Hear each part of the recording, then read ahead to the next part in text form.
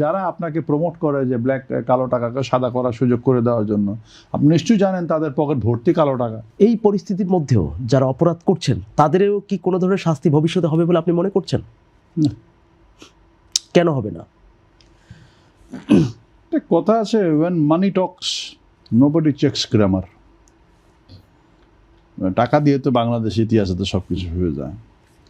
ওই যে আমরা একটু আগে বললাম যে ঐতিহাসিক 2001, তারপরে 2001 না, 2010-11, 96, প্রমাণ পাওয়া যাচ্ছে না।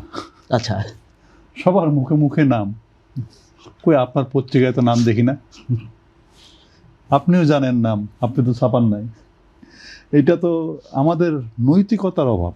আমরা তো আসলে ঠিক হতে চাই না। হ্যাঁ, এই যে বলে, আপনি যে বারবার বলেন ক্ষুদ্র বিনিয়োগকারী, এখন আমি একটা কন্ট্রোভার্সিয়াল কথা বলি।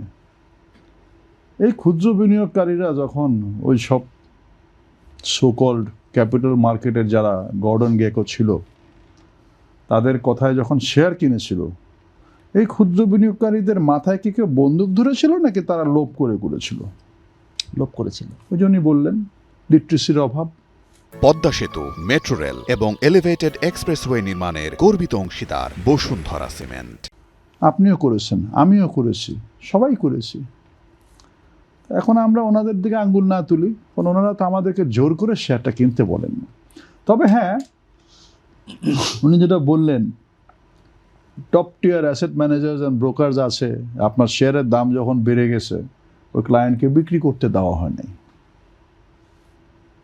বাট সেই ব্রোকার তো এখনও ভেরি হাইলি রেসপেক্টেড, আমার থেকে অনেক রেসপেক্টেড ব্রোকার উনি।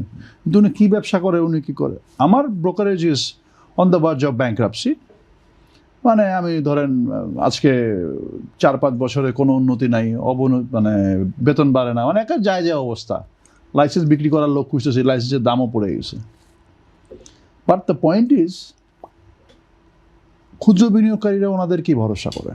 কারণ ওনারা জানে ওই যে আমাকে 3 মাসের মধ্যে 2 মাসের মধ্যে মুনাফা দিতে পারবে।